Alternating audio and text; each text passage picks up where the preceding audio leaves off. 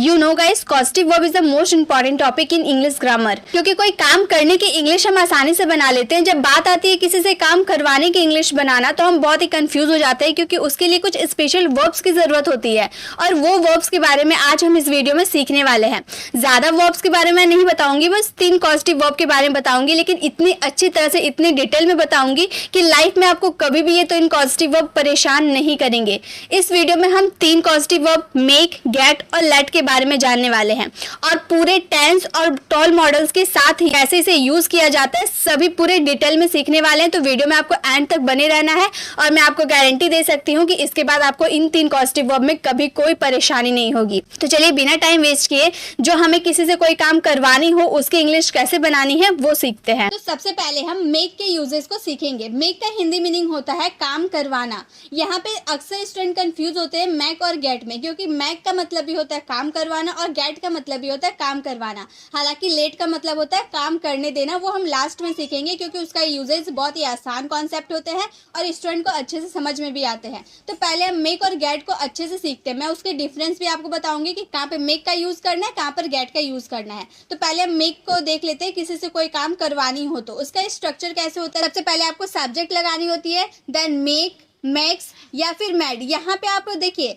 Make का uses आप tense के अकॉर्डिंग चेंज कर सकते हैं। अगर आप प्रेजेंट की बात करें तो मेक का यूज कर सकते हैं, पास्ट की बात करें तो मैड का यूज कर सकते हैं, या फिर वर्ब का थर्ड फॉर्म की बात करें तो मैड का यूज कर सकते हैं। मतलब आपका मेक टेंस और सब्जेक्ट के अकॉर्डिंग चेंज हो सकता है, उसमें कोई दिक्कत नहीं है।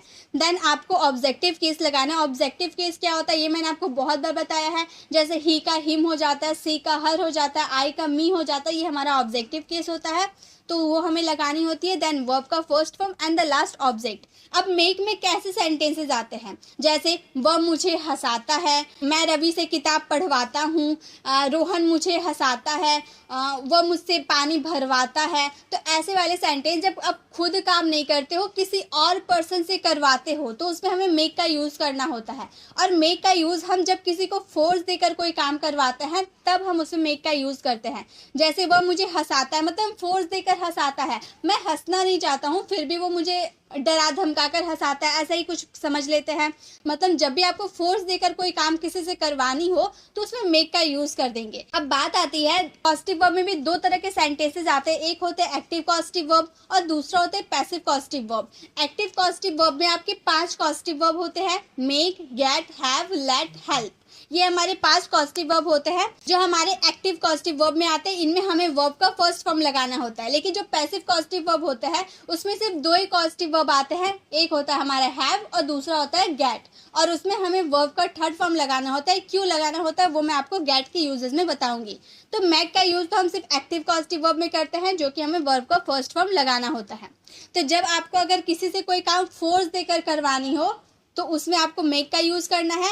लेकिन जब आप किसी को कन्वेंस करके कोई काम करवाते हो, वह मुझे हंसाता है, मना के हंसाता है, जोक मारता है हंसाने के लिए, तो वहां पे हम गेट का भी यूज कर सकते हैं। तो चलिए मेक का, वह मुझे हंसाता है, इसमें अगर मेक का यूज करें फोर्स देकर हंसाता है, तो पहले हमें ये पहचाननी होगी कि जो सेंटेंस हम बोल रहे हैं वो प्रेजेंट का है, पास्ट का है, या फिर मॉडल्स वाले सेंटेंसेस है।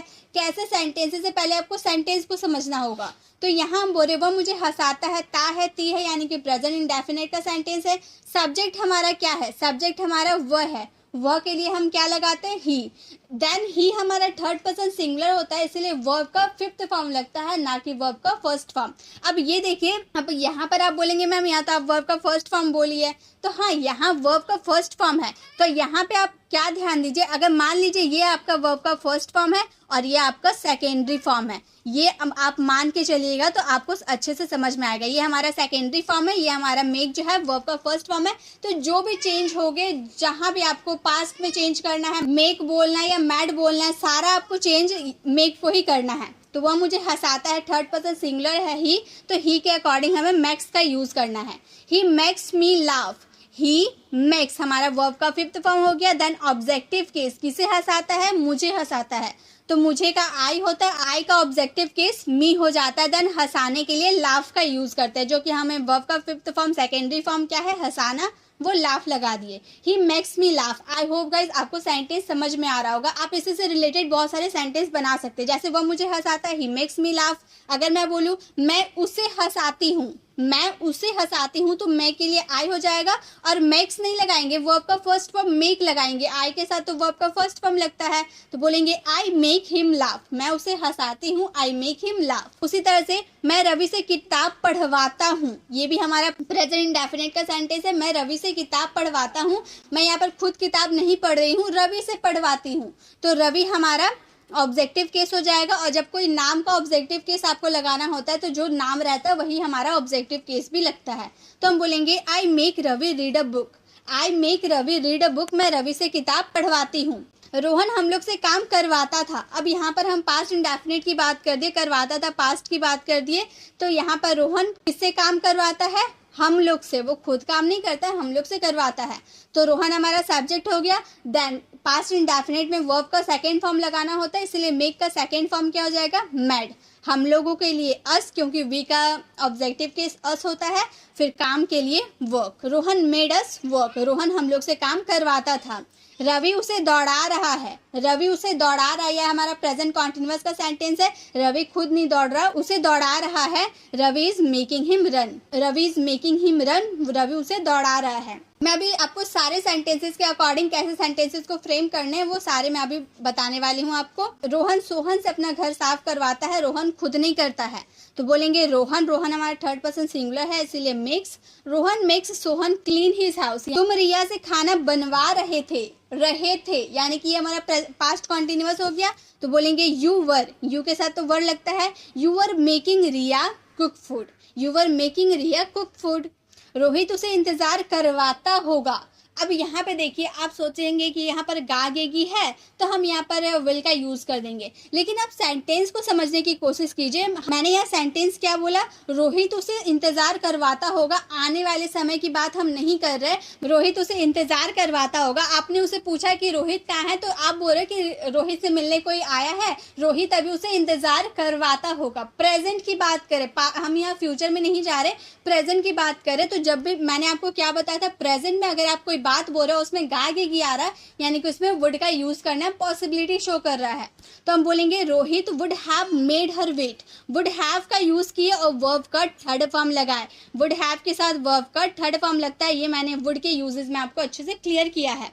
तो Rohit would have made her wait, मैं तुमसे काम करवाऊंगा, आने वाले समय में मैं तुमसे काम करवाऊंगा, ये हमारे फ्यूचर वाले सेंटेंस है, तो बोलेंगे I will make you work, I will make you work. मैंने उससे इंग्लिश बुलवाया, I made him speak English, I made him speak English. तो ये तो हम लोगों ने टेंस के अकॉर्डिंग कैसे सेंटेंसेस को फ्रेम करना है वो हम लोगों ने देख लिया, लेकिन अगर हमें मॉडल के साथ किसी के सेंटेंसेस का यूज करना है तो वो कैसे करेंगे। पहले मैं आपको नेगेटिव सेंटेंस बता देती हूँ, क्योंकि बहुत सारे स्टूडेंट की दिक्कत आती है कि पॉजिटिव सेंटेंस तो हम बना लेते हैं लेकिन नेगेटिव सेंटेंस नहीं बना पाते हैं। तो नेगेटिव सेंटेंस कैसे बनाना है, जैसे मैंने यहाँ सेंटेंस बोला ना, मैंने उससे इंग्लिश बुलवाया, ये हमारा पास्ट इंडेफिनिट का सेंटेंस है। अगर मैं इसे बोलूँ मैंने उससे इंग्लिश नहीं बुलवाया, नेगेटिव सेंटेंस मैंने उससे इंग्लिश नहीं बुलवाया, तो यहाँ पे जब पास्ट इंडेफिनिट की बात करते हैं तो नेगेटिव सेंटेंस में हमें क्या यूज़ करना होता है, डिड प्लस नॉट का यूज़ करना होता है, डिड नॉट का यूज़ करना। तो हम बोल सकते हैं ना I didn't make, did not के बाद वर्ब का फर्स्ट फॉर्म लगता है ना, तो I didn't make him speak English, I didn't make him speak English, मैंने उससे इंग्लिश नहीं बुलवाया। अगर इंट्रोगेटिव सेंटेंस बोलेंगे, क्या मैंने उससे इंग्लिश बुलवाया, did I make him speak English, did I make him speak English. तो ज़्यादा कुछ नहीं है, बस आपको नॉट आपको टेंस के अकॉर्डिंग अपने हेल्पिंग वर्ब का यूज़ करना है बस, और नेगेटिव सेंटेंस और इंट्रोगेटिव सेंटेंस में कुछ भी नहीं है। चलिए टॉल मॉडल्स के साथ यूज़ करके सेंटेंसेस को देखते हैं। जैसे मैं बोलूँ मैं आपसे इंग्लिश बुलवा सकता हूँ यानी कि कैन का यूज़ करना है, मैं आपसे इंग्लिश बुलवा सकता हूँ। I can make you speak English, मैं आपसे इंग्लिश बुलवा सकता था, पास्ट में मैं आपसे इंग्लिश बुलवा सकता था। I could make you speak English, मैं आपसे इंग्लिश बुलवा सकूंगा, फ्यूचर में मैं आपसे इंग्लिश बुलवा सकूंगा। I will be able to make you speak English, मुझे आपसे इंग्लिश बुलवानी चाहिए बोल रहे यानी कि शुड का यूज करेंगे, मुझे आपसे इंग्लिश बुलवानी चाहिए। I should make you speak English, मुझे आपसे इंग्लिश बुलवानी ही चाहिए, बुलवानी ही चाहिए यानी कि मस्ट है, बहुत ही ज़रूरी है बुलवाना। तो मस्ट का यूज़ करके बोलेंगे I must make you speak English, या फिर अगर हम ऑट टू का यूज़ करके बोले तो मुझे आपसे इंग्लिश बुलवानी चाहिए, I ought to make you speak English, मुझे आपसे इंग्लिश बुलवानी है। I have to make you speak English, मुझे आपसे इंग्लिश बुलवानी थी। I had to make you speak English, मुझे आपसे इंग्लिश बुलवानी होगी। I will have to make you speak English, मैं आपसे इंग्लिश बुलवाया करता था। I used to make you speak English, मुझे आपसे इंग्लिश बुलवाने की ज़रूरत है। I need to make you speak English, मुझ में आपसे इंग्लिश बुलवाने की हिम्मत है। I dare to make you speak English. तो आप जो बेसिक मॉडल्स होते हैं ना, उसके साथ भी आप मेक का यूज़ कर सकते हैं किसी से कोई काम करवाना हो तो, ठीक है। तो आप मॉडल्स का भी यूज़ कर सकते हो अपने सेंटेंसेस में। आई होप आपको मेक के यूजेस समझ में आ गए होंगे। आपको ज़रा सा भी कोई डाउट है तो मुझे कमेंट में ज़रूर बताइएगा, मैं आपको और भी अच्छे से एक्सप्लेन करने की कोशिश ज़रूर करूँगी। तो एक सेंटेंस आप लोगों के लिए है, रोहन मुझे हंसाता है। इसका आंसर आपको कमेंट बॉक्स में करना है। अब हमारा नेक्स्ट पॉजिटिव वर्ब है यूज ऑफ गेट। गेट का यूज मैंने आपको अभी बताया था ना, गेट का यूज हम एक्टिव पॉजिटिव वर्ब में भी कर सकते हैं और पैसिव पॉजिटिव वर्ब में भी कर सकते हैं। तो एक्टिव पॉजिटिव वर्ब में अगर आपको गेट का यूज करना है तो आपको वर्ब का फर्स्ट फॉर्म लगाना होगा, लेकिन अगर आप पैसिव पॉजिटिव वर्ब में गेट का यूज करें तो उसमें आपको वर्ब का थर्ड फॉर्म लगाना होगा। तो पहले हम कुछ एक्टिव पॉजिटिव वर्ब वाले बात कर लेते हैं। एक्टिव पॉजिटिव वर्ब में ज़्यादा कुछ नहीं है, जैसे आप मेक के सेंटेंसेस बनाते हो ना, सेम आपको गेट के भी सेंटेंसेस को बनाना है। बस फ़र्क इतना है कि मेक का यूज़ हम तब करते हैं जब हमें किसी को फोर्स देकर कोई काम करवाना होता है, लेकिन गेट का यूज़ हम तब करेंगे जब हमें किसी को कन्वेंस कर, राजी कर, परसुएड करके कोई काम करवाना होता है, तब हम उसमें गेट का यूज़ करते हैं। तो आपको तो मैंने पॉजिटिव वर्ब में गेट के यूजेस तो आपको काफ़ी बार बताया है। तो एक्टिव पॉजिटिव वर्ब गेट का 2 या 3 सेंटेंसेस को फ्रेम करके आपको कमेंट बॉक्स में रिप्लाई करना है। इसमें से आप 3 सेंटेंसेस को ले सकते हैं और इसमें गेट का यूज़ करके इसका आंसर आप कमेंट बॉक्स में दे सकते हैं। अब हम यहाँ पर सबसे ज़रूरी होता है गेट का यूज़ पैसिव पॉजिटिव वर्ब में कैसे करें, जो बहुत ही ज़्यादा दिक्कत होती है, तो उसे हम अच्छे से समझते हैं। गेट का यूज़ काम करवाने के सेंस में करते हैं और हम यहाँ पैसिव पॉजिटिव वर्ब के बारे में बात करें। अब ध्यान दीजिए, पैसिव पॉजिटिव वर्ब में हमेशा वर्ब का थर्ड फॉर्म ही लगता है। इसका स्ट्रक्चर कुछ अलग होता है। देखिए, एक्टिव पॉजिटिव वर्ब का स्ट्रक्चर क्या था, subject, make, objective case, verb का फर्स्ट फॉर्म ऑब्जेक्ट। लेकिन जब हम पैसिव पॉजिटिव वर्ब की बात करेंगे तो कुछ हमारा अलग स्ट्रक्चर होगा। सबसे पहले subject, then get, then object use करना होगा। ऑब्जेक्टिव केस नहीं, हमें ऑब्जेक्ट यूज करना होता है, देन हमें वर्ब का थर्ड फॉर्म लगाना होता है। तो यही चीज कंफ्यूजन होती है, ठीक है। तो आपको ध्यान देना, इसमें ऑब्जेक्टिव केस नहीं लगेगा, ऑब्जेक्ट लगेगा। ऑब्जेक्ट जिस पे काम हो रहा है वो हमें पहले लगाना होगा, देन वर्ब का थर्ड फॉर्म लगाना होगा। और गेट का भी यूज आप टेंस और मॉडल सभी के साथ कर सकते हैं। जैसे हमारा फर्स्ट सेंटेंस है, मैं कार चलवाता हूँ। अब डिफरेंस कैसे पता चलेगा कि ये हमारा पैसिव पॉजिटिव वर्ब है या एक्टिव पॉजिटिव वर्ब है? तो डिफरेंस ऐसे पता चलेगा। देखिए, मैं यहाँ बोल रही हूँ मैं कार चलवाता हूँ। अगर मैं बोलूँ मैं उससे कार चलवाता हूँ, तो उससे, जब हम उससे का जिक्र कर दिए, मैं उससे, जो एजेंट है हमारा उसका जिक्र कर दिए, मैं उससे कार चलवाता हूँ। तो जब आप एजेंट का जिक्र पहले कर देते हैं तो वो हमारा एक्टिव पॉजिटिव वर्ब होता है। लेकिन यहाँ पे हम एजेंट का जिक्र नहीं कर रहे, हम सिर्फ इतना बोल रहे मैं कार चलवाता हूँ।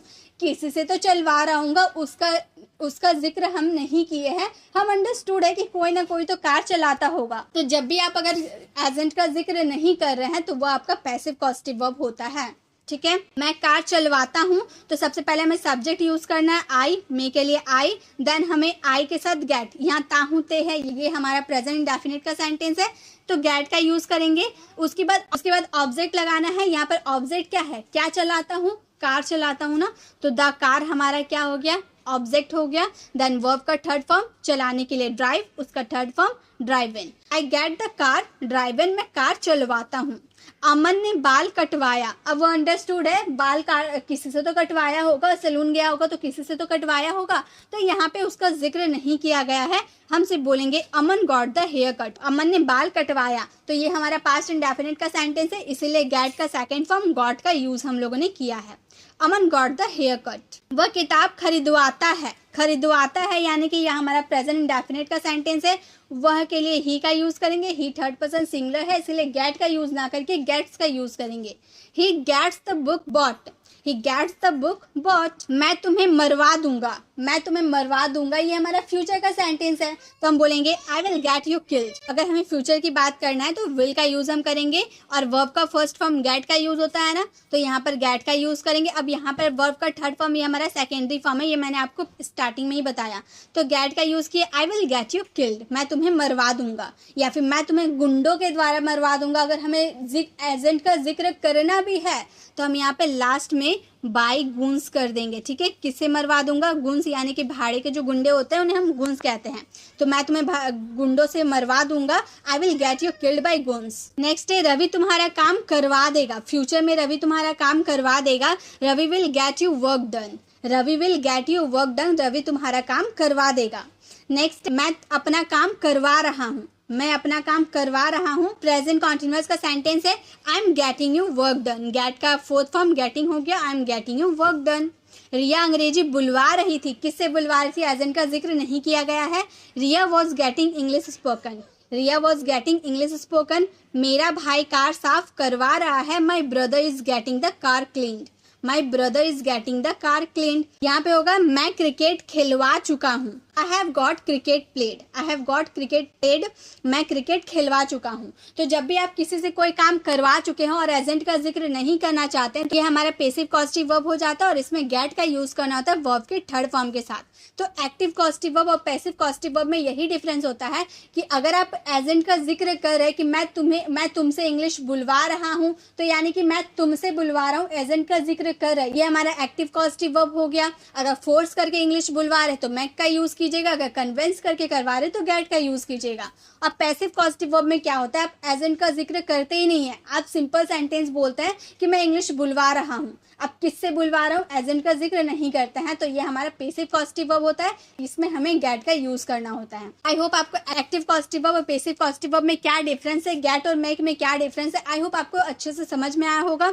आप गेट का भी यूज टॉल मॉडल्स के साथ कर सकते हैं। तो मैं बस आपको एक सेंटेंस देती हूँ, मैं कार चलवाता हूँ, इसका आप टॉल मॉडल्स के साथ यूज करके सेंटेंस बनाइए। मैं कार चलवा सकता हूँ, मैं कार चलवा सकता था, मैं कार चलवा सकूंगा, मुझे कार चलवानी चाहिए, मुझे कार चलवानी ही चाहिए। आप टॉल मॉडल्स के साथ इस सेंटेंसेस का यूज करके इसका सेंटेंस फ्रेम करके इसका आंसर कमेंट बॉक्स में जरूर कीजिएगा। इससे आपको समझ में आएगा कि आपने गेट के यूजेस को अच्छे से कवर किया है या नहीं। चलिए अब हमारा लास्ट है लेट। लेट का यूजेस बहुत ही आसान होता है, स्टूडेंट बहुत ही आसानी से समझ जाते हैं। जब आप कोई काम करने देते हैं उसमें आप लेट का यूज करते हैं। कोई काम करने देना, इसका स्ट्रक्चर होता है सब्जेक्ट देन लेट। लेट भी अपने टेंस सब्जेक्ट के अकॉर्डिंग चेंज हो सकता है।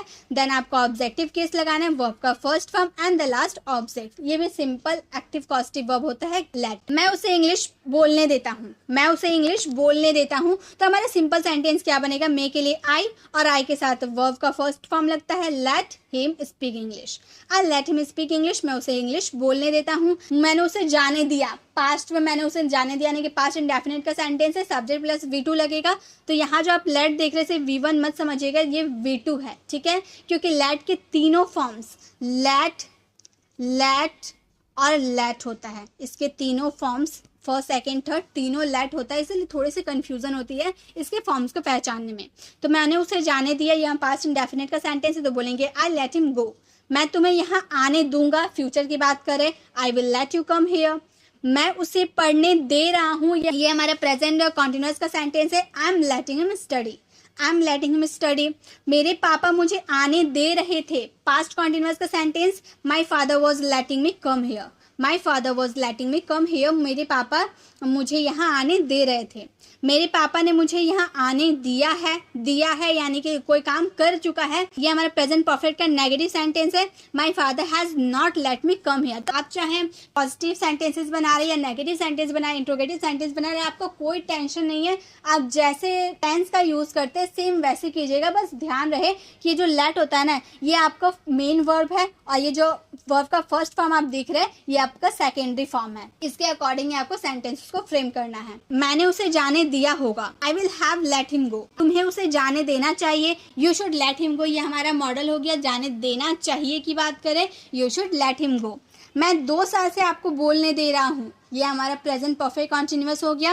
I have been letting you speak for 2 years। I have been letting you speak for 2 years। तो आप लेट का भी यूज टॉल मॉडल्स के साथ कर सकते हैं। तुम उसे जाने दे सकते थे, you could let him go. तुम उसे जाने दे सकोगे, you will be able to let him go. तुम्हें उसे जाने देना ही चाहिए, you must let him go. तुम्हें उसे जाने देना है, you have to let him go. तुम्हें उसे जाने देना था, you had to let him go. तुम्हें उसे जाने देना होगा, you will have to let him go. तुम उसे जाने दिया करते थे, you used to let him go. तुम्हें उसे जाने देने की जरूरत है, you need to let him go. तुम्हें उसे जाने देने की हिम्मत है, you dare to let him go. तो इस तरह से आप टॉल मॉडल्स के साथ भी लेट का यूज कर सकते हैं।